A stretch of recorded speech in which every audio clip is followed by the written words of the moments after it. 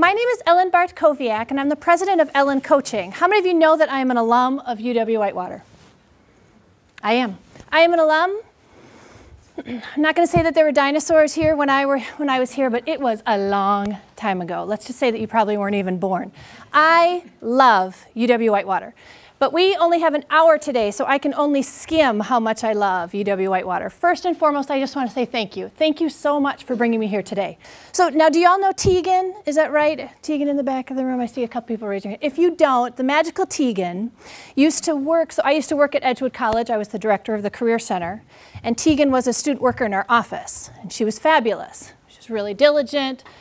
And she got her work done, and she was a future business leader of America, and so that's why we hired her. Well, then she decided to transfer. And I don't want to say that I got really mad at her, but when she told me where she was going, to UW-Whitewater, I was like, oh, I love UW-Whitewater. And I used to work in the Career Center, and I said, if you are interested in using these same skills and working in the Career Center, I can call Eunice, who is the magical, brain behind the scenes in the Career Center, leadership. Thank you. Now it's like a magnate. I mean, when I was there, we used to, make bulletin boards with cardboard cutouts and things like that. And so we called Eunice, and so then she hired Tegan. And so that's why Tegan called on me to say, Ellen, would you be interested in coming back to UW-Whitewater to give this presentation? Of course I would. And so thank you to Tegan, and so thank you so much for having me here today. So I feel like it was yesterday when I was here, but when I was here, it was big hair. You can't really see it, but big hair, the big claw in the front. So that's me with the Director of Student Activities. And so I just want to say just a couple things before we get into LinkedIn as I tell my story. So the biggest piece of advice that I would give you is surround yourself with good people. Surround yourself with good people and ask them questions, ask for advice. Somehow I got a part-time job working in student activities, and this young lady changed my life.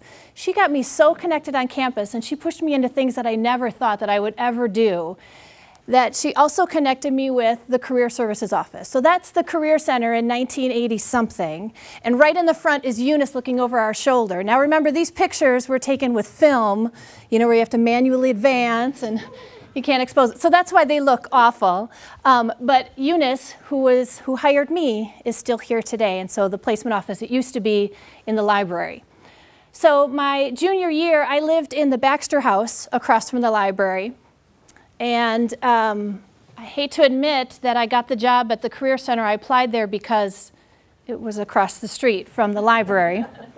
But they offered this thing called career groups, and I don't know if they still do it, but it was the group that was called What to Do with a Major in ? And so I took this group called What to Do with a Major in, and it is the same foundation that I use today, 25 years later. The process that we go through is the same thing I use with CEOs, CFOs, MBA students, undergraduate students, all of my clients. What I learned here at UW-Whitewater is the same thing that I practice. That structure that I learned when I went through What to Do with a Major in ? And working in that office, I went through the group, then I led the group, then I trained the graduate students as to how to lead the group. Career Services is my bread and butter. It is my passion. I absolutely love it. And so to be back here today at the place where it all got started, that's why it's so magical for me. Lastly, just to prove that it actually does happen, so ladies, when you graduate, either this spring or in December, I want to see the big hair. Go 80s. Just rat it up. You'll have this to tell your kids. It'll be great. And notice I cut off the feet. Remember that when you stand, please stand like a lady. My friend and I are just like, yeah, we're graduating. So that's why I cut off the feet. But that is now my Facebook photo. And so once again, I just want to say thanks so much for being here. Let's get started. So our agenda today is to talk about what is LinkedIn. I saw a lot of people that your hands went up to say that you already have an account. That's great.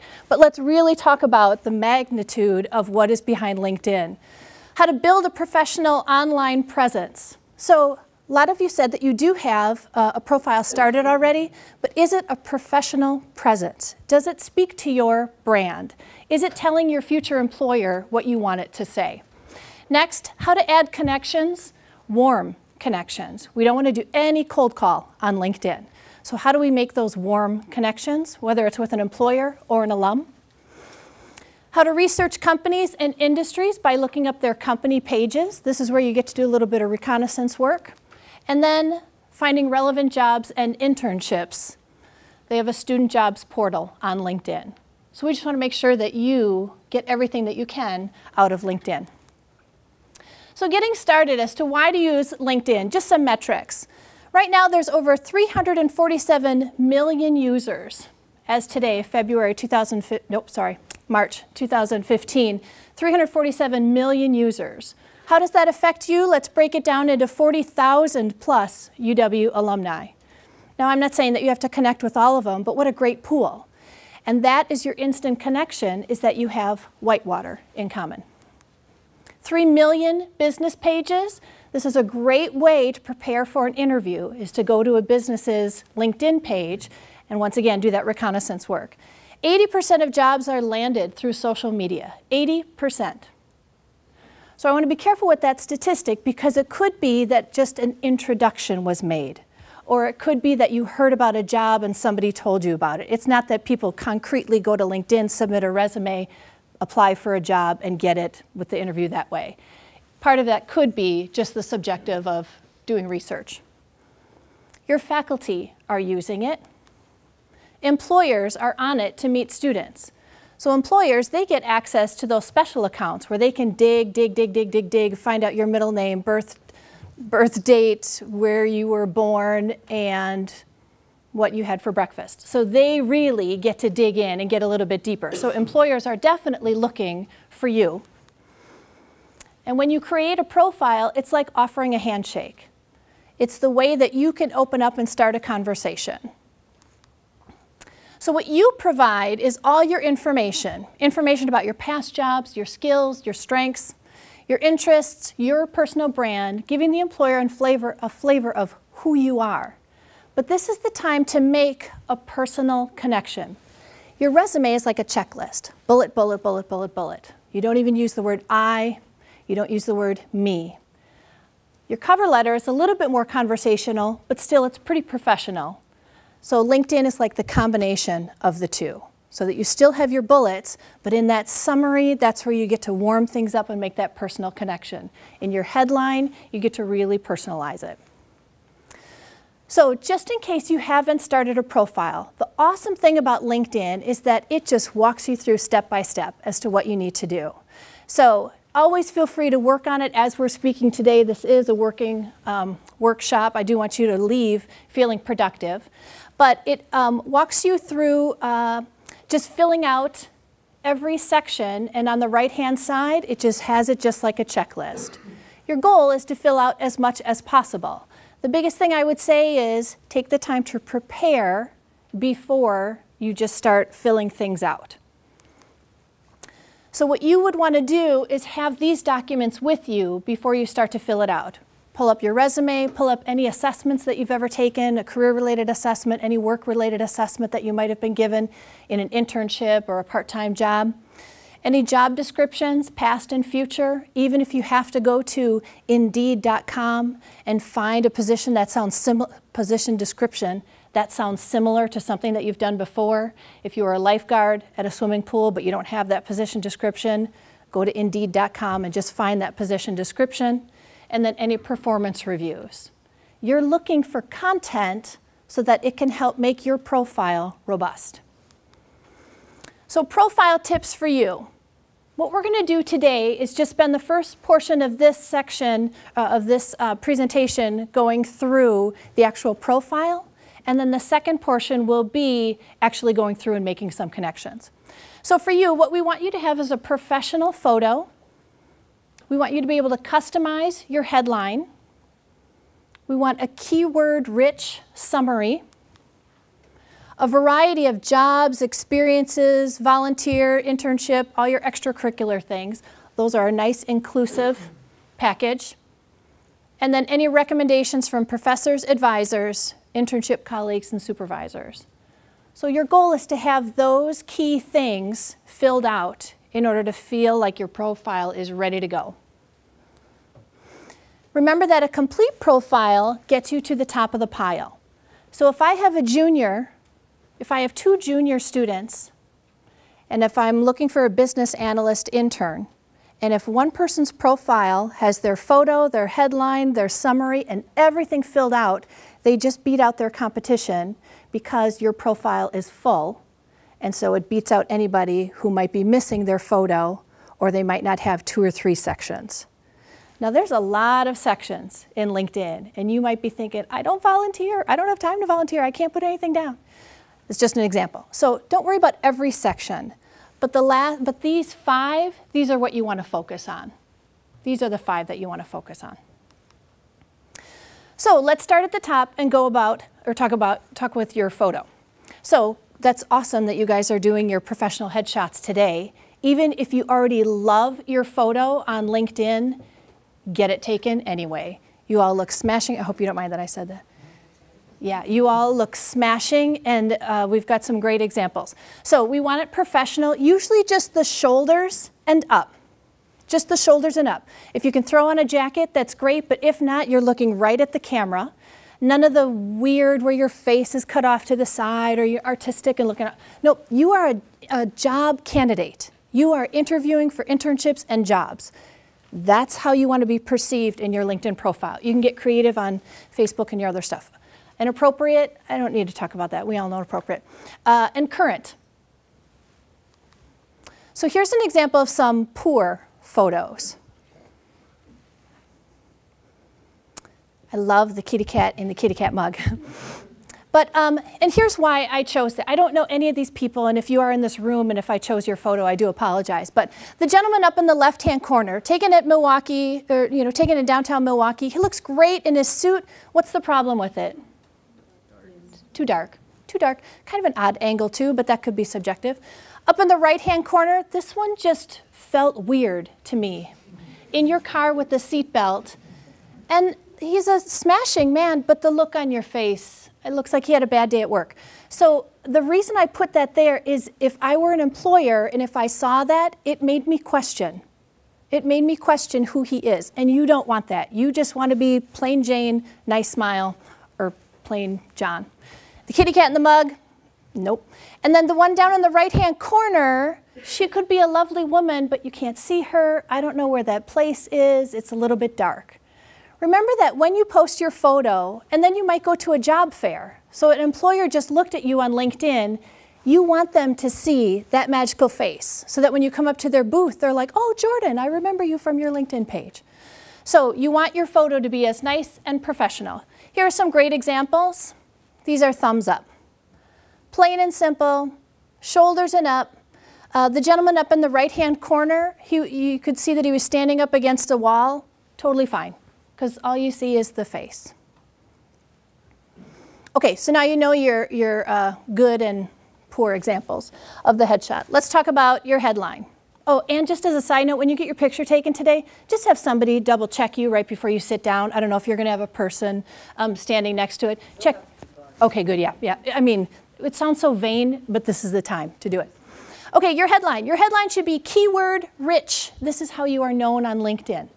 So anytime I talk about keyword rich, this is where you want to think about, okay, what industry am I going into? What company do I want to work at? What are the keywords for them? Whatever those words are, you want to try and tie into your headline. Your headline can be customized, so let's take a look at some. Here's our friend Tegan Robbers. Her headline says, recruiting assistant at University of Wisconsin-Whitewater and insider at Topper's Pizza. Now, you all know that I love Tegan, and I would never rip on Tegan, but I don't know what an insider is at Topper's. Now, I could be a patient employer and say, oh, tell me more about what is an insider, or I could be totally impatient and say, nope, it doesn't tell me what I want to do, which I would never do to you, Tegan. But this is a great opportunity for you to customize and use some of those keywords. Another example, Professor Ann Knabe? She's here at UW-Whitewater. Anybody know her? The lovely professor. How do you say her last name? Knabe. Thank you. The lovely Ann Knabe. Experienced public relations counselor, public affairs officer, and strategic communications consultant. Tells you cut and dry, quick and easy.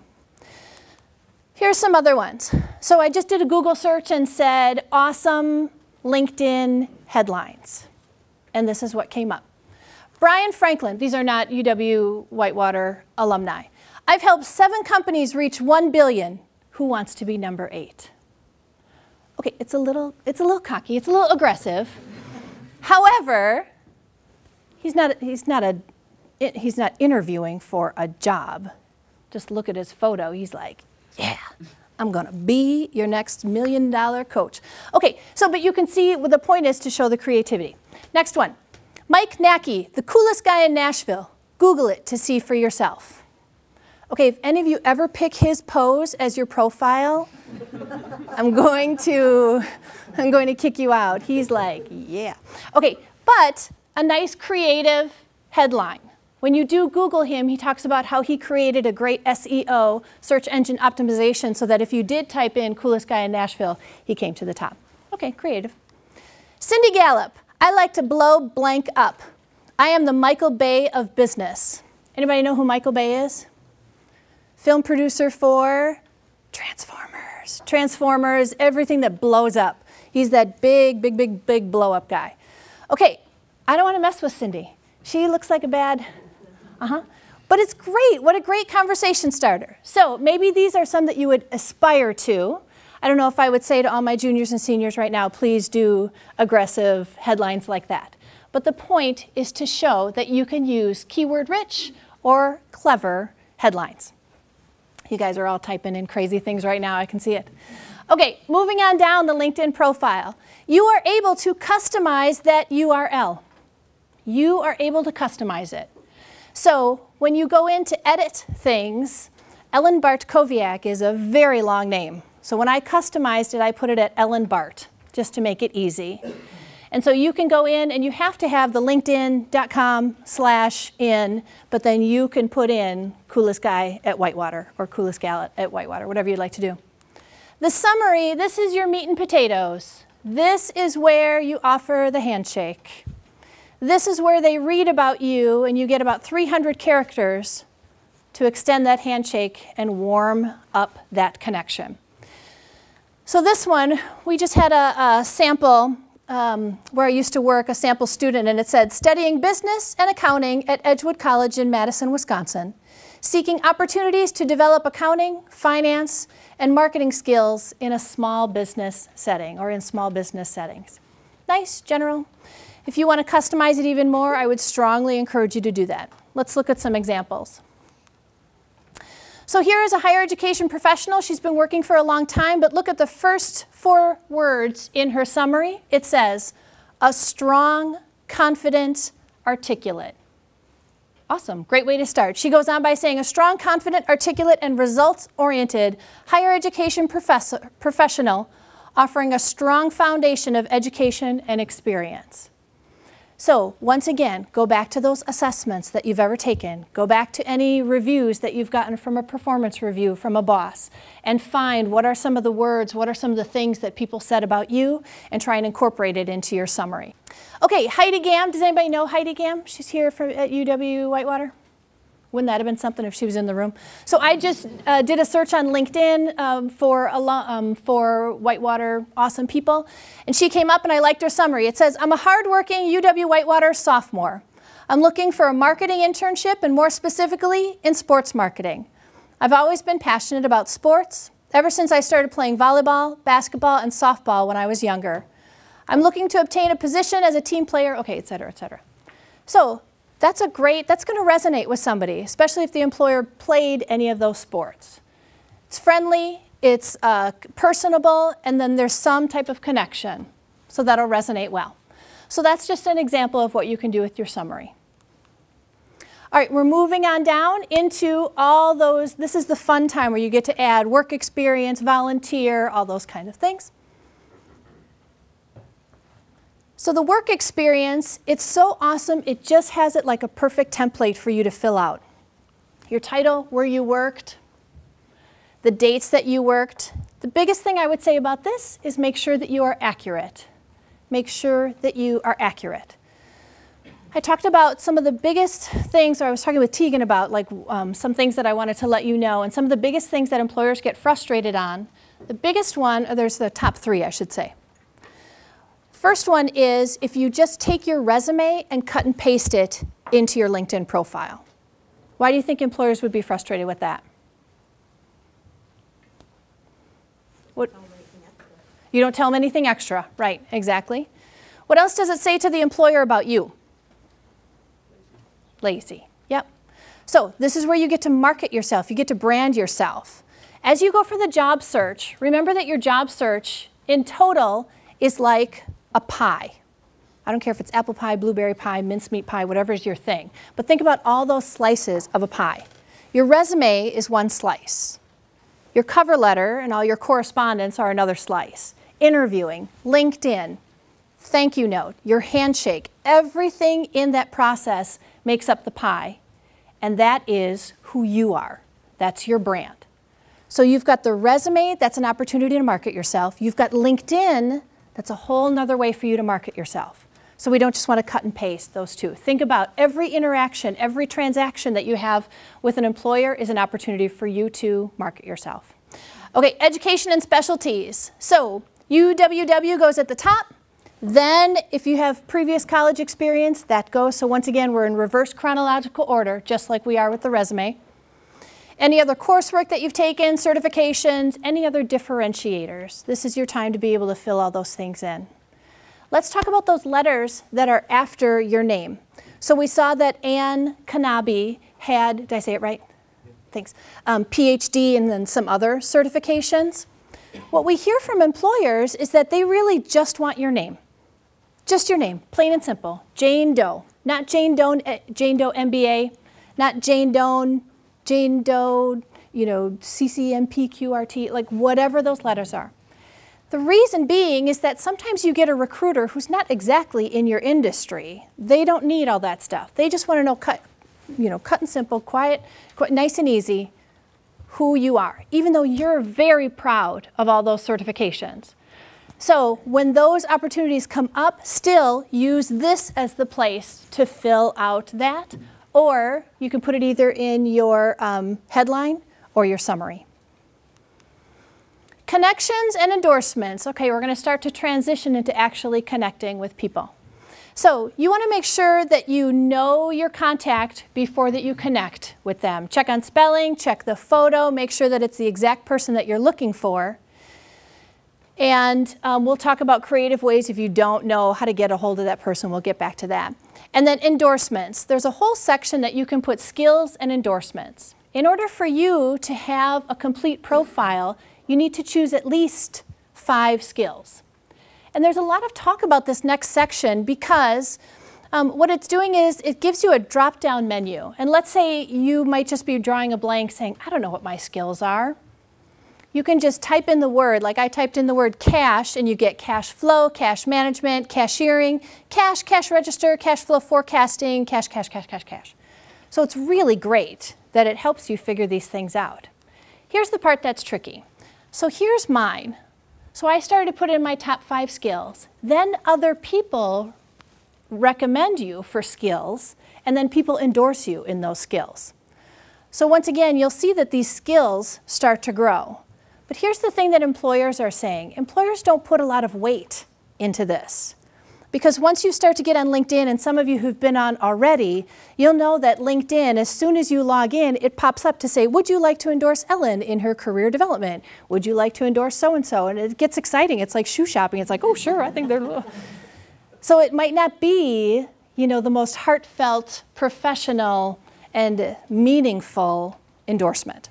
So right now, I'm not saying that all these people are just click happy. You know, I appreciate that they clicked.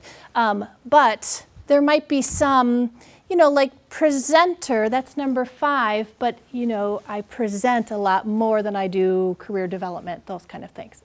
So it might be, as we talk about making sure that our profile is complete, don't get hung up on endorsements. We want to get hung up on recommendations. Recommendations are more important than endorsements. So let me stop for a second before we start to transition into building our network, and let's talk about anything in your profile.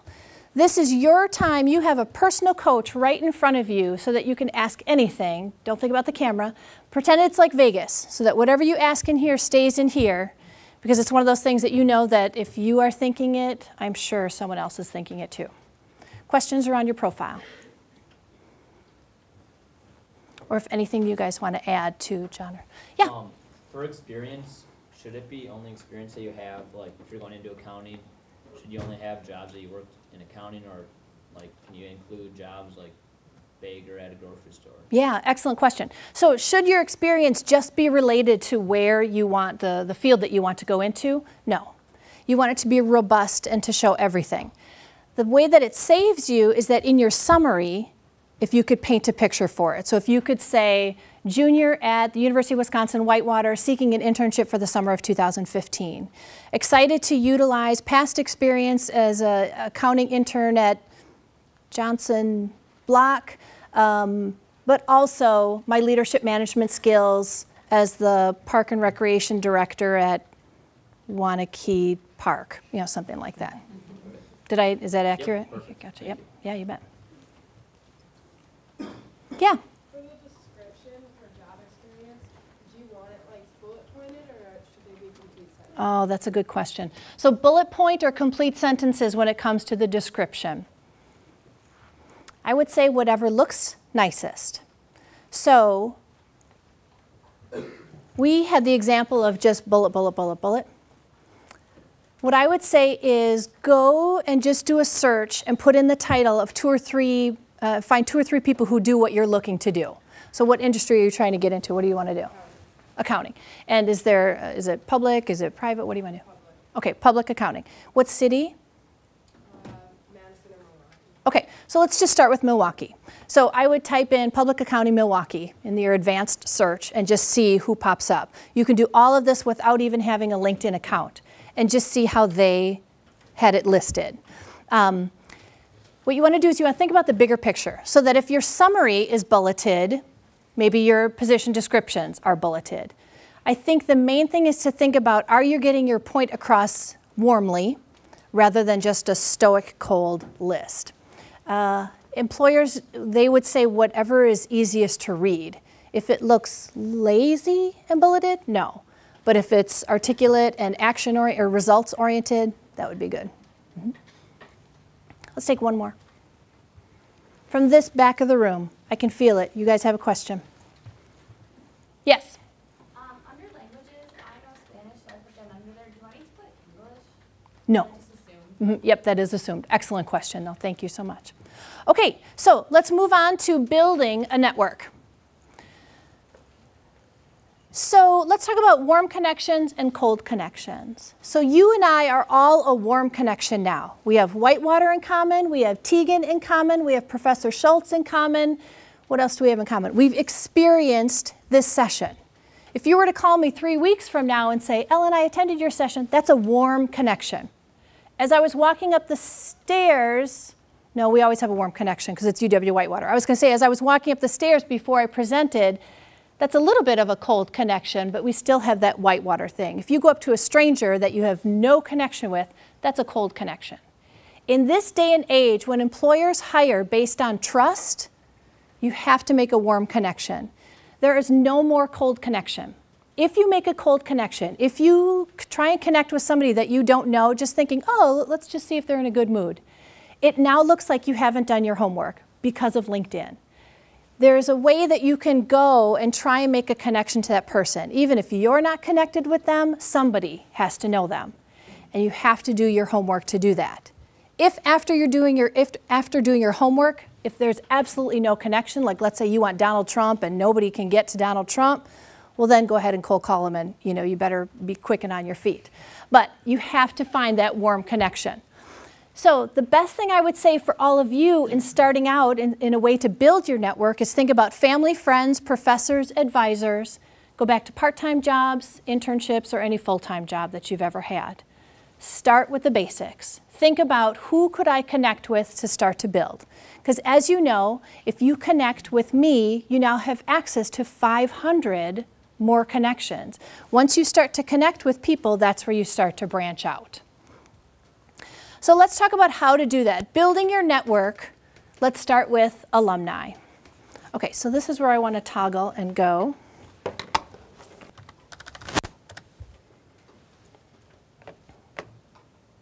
Under connections, find alumni.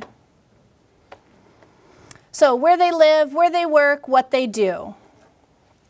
How many of you have ever used this before? How many of you have used this already? Okay, great. Awesome. So barely any hands went up in the room, so just in case you want to know. So we show, the thing that this is great is that if you want to geographically move, if you want to go to a certain company, or if you're looking at a certain industry or a certain job title, what they studied, what their skills are, and how you're connected. It's a great way to connect with alumni, and that you can do a little bit of a search. So just in an effort to keep things moving, let's look at where they work. So just for convenience, we'll click on Land's End. So then you get to see all of the professionals who work at Land's End. And as you scroll down, it slowly populates.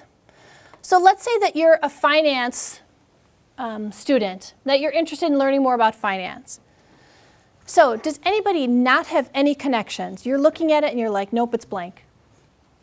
Okay, how many connections does it show that you have access to? Does it say? Off the top of your head, how many would you estimate? How many connections are there? Like, how many people are you looking at? About 50. You have 50 people at your fingertips, so that you get to search and do a little bit bigger of a deeper search. So if I'm a finance student, so I'm just searching through this, I look at Tony, T-U-I-L-S.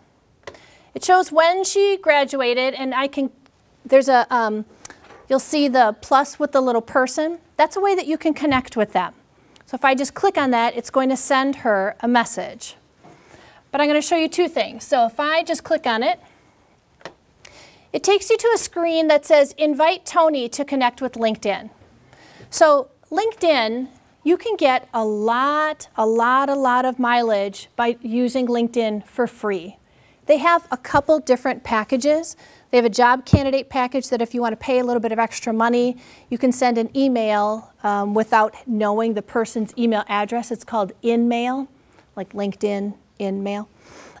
However, in talking with job candidates for, since LinkedIn came out in 2007, I have never talked with any candidate that found it worthwhile to pay. So if you pay, let's have a conversation, but I really don't think that you need to. You'll find everything that you need for free. But you have to find some way that you are connected with someone before it lets you move forward. So she and I have the University of Wisconsin-Whitewater connected. And you never want to use this standard message. Once again, it looks like it's just a little bit too lazy. So you have a couple characters to be able to introduce yourself quickly without using an email, a phone number, or a website. They don't let you include this here. So I can't say, hi Tony, I'm coming to Land's End next week. I don't know you, but I'd like to connect. Could you call me at 608? They won't let you do that. But you can quickly say, after doing research in looking for a finance professional, I was wondering if I could add you to my network. And then I would hit send invitation. Then you wait for them to come back. Here's something to look at. You never want to put, I don't know Tony. Fully admitting it, I don't know. Because if people don't respond to you, you can only get what they call IDK. I don't know is IDK. You can only get IDK'd 7 times. After 7 times, you are booted from LinkedIn, like for life. Like that's it. Out, on your tush. You cannot ever use LinkedIn again. Shame. There's a big L on your, okay, you get the point. So once again, it goes back to that thing of always making sure that you make a connection. You don't want to say, I don't really know, but I'm going to hope that, fingers crossed, that we can connect. Okay, so never do the I don't know. So let's say that Melissa Radke, this is, what? Oh, processor at Land's End. I thought it said professor. Okay, so processor at Land's End, connecting, view profile. It gives a great little snapshot. Oh, she also went to Platteville. Let's say I'd like to connect with her. You can view her profile and connect this way too. So just in case you want to say, wait, is she the one who also worked at Residence Hall? Good Lord, I think I know this person. Honest to goodness, look at Melissa Radke. Wow. No, different person. Wouldn't that have been something? Okay, so let's say I want to connect. Same thing. Same thing is to connect this way. So always make sure that you can try and connect with them. So starting with alumni is the best way for you to start to build your network. So once again, feel free to keep working as I'm going through. Here's another way to connect. Just by going to your home screen, your new best friend is this drop down right here. Right here. I think I even highlighted it. Because in that drop down, you get all of these options. You can search by people, jobs, companies, groups, universities, posts, and in your inbox. So let's say you have a specific person you want, you can search that way. Let's say that you have a specific company you want, you can search that way. So that drop down is your new best friend. So what I typed in is American Family Insurance. And once you do that, you get not only the company's website, but all the people who have listed American Family in their profile. It shows that there's 20,000 plus people who have American Family in their profile. And then it shows who my connections are at American Family. How many of you are ever interested or have you considered working at American Family? Okay, got it. So you now have access to connecting with over 20,000 people, just in case that interests you. The other thing is that you can do an advanced search. I would always start with the simple search, because otherwise we start to get nitty-gritty, and I want Hudson, Wisconsin, I don't want Northern Wisconsin. You know, you have to kind of think outside the box just a little bit. That was my shout out to Hudson. Woo. Okay, include details about your search. At the bottom of your profile, when you're connecting with people, you've got one more chance to help employers understand what you're looking for. It gives you additional info. It says interests, personal details, and advice for contacting. The position that we made on our LinkedIn profile at Edgewood, we called the student Ivana Find a Job. And so it says advice for contacting Ivana. And she wrote, please contact me if you are looking for an energetic, outgoing student willing to learn from you and your company. I'm available for part-time work during the school. Okay, so then she lays it out. So that's just one more opportunity so that if an employer is reading through, you have a great way to tell them something about you. Always keep your interests professional. And this is where you have to think about that if you collect knives, is this the best place to put it?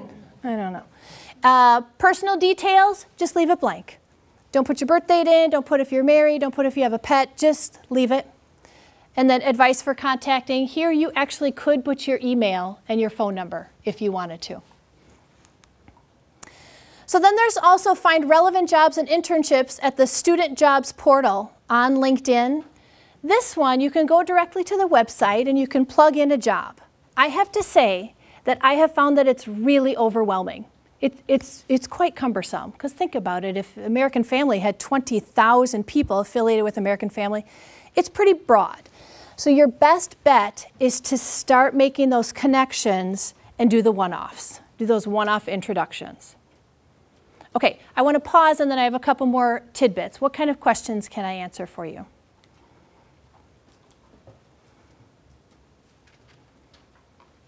Do you feel confident that you could start making connections today by a show of hands? Okay, let me just double check, because I see this. So once again, is that just like, yeah? Double check. Do you feel confident that you could start making connections today? Okay, all right, gotcha. So it's just the little 5 o'clock or 6 o'clock. Okay, got it. Take a note of this job. So take a note of this link. So just in case you'd like to do more searching, a little bit more of a search on your own, you have access to this link. The biggest thing is that you want to maintain your brand. Anytime you update, it should maintain your brand. Anytime you send out a message, it should maintain your brand. Anytime you make a connection. So in order to think about who that brand is, you know, we stereotype an astronaut that they have a suit, so you know exactly what an astronaut is all about. But just because we all physically wear a suit, or no matter what you wear, that doesn't tell an employer about your brand. So that's a huge question mark to them. So you want to start to think about, what are the top 3 phrases that I will always use? What are my top 3 go-to skills that I will always have? What makes me unique from the person sitting next to me? Whether it's where you're from, whether it's where you worked, whether it's your GPA, this is the time to start thinking about it and having that in your headline and your summary. Don't forget also that you want to be consistent in whatever media you use. Some people say Facebook is for fun, LinkedIn is for my professional work life. Don't forget that employers are also looking at Facebook, even though we don't want them in that personal space. They are still looking there, and they're paying lots of money to try and connect with you and watch you. So remember that you want consistent photos, consistent content. One thing that people are doing and employers love is that whatever your headshot is for LinkedIn, if that can be your profile photo for Facebook and Twitter and whatever else you're using. You all know that you can link Facebook and Twitter together with your posts and things like that. You can do the same thing on LinkedIn. You can have those two connected so that they sync. The other thing that LinkedIn gives you is the option to receive emails. And usually you connect it with an email, and so then you get a notification to say, hey, you have an email in here. But the biggest thing I hear from students is, oh, an employer emailed me into my LinkedIn account. I didn't even see it. And then you get rushed. So as you look at your LinkedIn account, it's up in the right-hand corner. You'll see a little icon of an envelope. And if you have a message, there's usually a little number next to it in the exponential format. And then, then they send you a regular email just to say, so for example, hi, Ivana. We spoke last week at the private college job fair in West Allis. My supervisor mentioned looking to take on an intern to help with clients, etc. So now alumni, contacts, employers, friends, any of your connections will be emailing you in LinkedIn. So let's go to in summary, and then I can answer more questions or just come around the room and work individually. Does your profile reflect your goals as a job seeker? Some of you shared with me earlier exactly what you're looking for. So if I were to come and look at your profile, I would want to make sure that that is reflected in your LinkedIn profile. Highlight your professional skills, abilities, and education. You know that if you don't highlight it, someone else will, and they'll beat you out in the competition. This is your time to market yourself. Give employers and connections the information you want them to know, and serve as an accurate representation of yourself and as your brand. LinkedIn is a new marketing tool for you. You are a job candidate. That's how employers see you. So you want to make sure that it reflects that. So what I'd like to do now is I can take questions or literally come around, but I want to take questions first just because I think other people can learn from that too. But once again, thank you to the Career and Leadership Development Department and for this fraternity. I put my contact information up there. Anytime you want to send me an email, careers@ellencoaching.com. Always feel free to connect with me on LinkedIn. I'm Ellen Bart, or Ellen Bartkowiak, and my website, ellencoaching.com. So officially, I'd like to end and to say thank you so much. But any questions that you have, let's take those. Oh, and I have a question. Yeah. Most of these ladies will not have to worry about this probably right now, but may in the next few years. With their name, Yeah. do they include a maiden name once they get married? Yeah. Yep. Isn't that the great benefit of, yeah.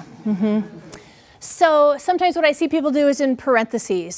So my maiden name was Bresky, or Brezki. So Ellen Bresky Bartkowiak. There's no way I was going to hyphen. But for that transition there, you can put it in parentheses. The same thing that would happen on your resume, too. Yep. And then you mentioned earlier that the recommendation piece is something that they really want. Oh, yeah. Thank you. Could you talk a little bit more about that? Yes. So getting recommendations. There's a whole section on recommendations. And if you think about when you ask for a professor or an employer or an advisor to write you a letter of recommendation, this is kind of the same thing, but it's in a smaller snippet and it's on LinkedIn. So you have a couple choices about going at it. So the first one is, let's say that I'm your supervisor. You worked with me in the Career Services office, you had a great experience, and you were a stellar employee. You came to me and said, Ellen, would you please write me a recommendation on LinkedIn? So you would go to the employer and say, would you write me a recommendation? What I would say is, please write the top 5 to 7 things that you would like me to talk about. Remind me of the duration, how long did you work there, and what was your title at the time. You know, employers, advisors, they're juggling so many different things. Help them write the recommendation for you. So then you would go back and keep it under 300 characters, short and sweet. Because when employers are going through and reading recommendations, they don't want to read the paragraph. Make it succinct. So then you would give the information to me. I would write up the recommendation. What I do is I go to your profile and I look at recommending you. So it walks you through the process. I fill it all out. I say that Jane Doe was awesome. She worked for me for 3 years in this capacity. This is what we did. Then I hit send, and it goes to you for approval. So you get to peruse it and say, oh man, she forgot to say whatever. So it's a great thing because you get to approve it before it goes up. Or let's say it's awesome and you say, nope, it's fine. Then you get to click submit. So the process, even though that it's all online and this is also social media, it starts by you having a conversation with whomever you want to write that recommendation, and you do as much work for that person as you can to help them write it. That's one way of doing it. Another way is, let's just say that I think that you're outstanding and I want to write a recommendation. I just start to write it for you. You still get it. Like, let's say that I had you in class and I thought that you were awesome and I saw that now we're connected on LinkedIn. Oh, I'd like to recommend you. So let's say that I write it all up, I type it up. It still comes to you. You get to approve it first. The great thing about that is that you still get to have that conversation with the person who is submitting that recommendation, because sometimes we get so out of touch with this being all on social media. Yeah, great. The other thing I would quickly say about recommendations, whether it's a letter of recommendation or the recommendation, give that person 3 weeks. Would you say long or shorter? I would say at least a week. 3 weeks would be generous. 3 weeks is a gift. 1 week is... But give them lead time. You know, yes. they're busy people. Yeah. You know, and giving them a reminder of who you are. I mean, as a professor that maybe you haven't had class with for several semesters, give them something to help remember who you are. And I would go towards people that know you. So start making connections now, introducing yourself, making sure that instructors do remember you and put a name with your face and that sort of thing before you start asking for those recommendations. Mm-hmm. Yep, yep. The last thing I would say, and I'm just conscious because we have a class that's coming in afterwards, and I would like to walk around because I think it's helpful to kind of look at it too, and we can all huddle together.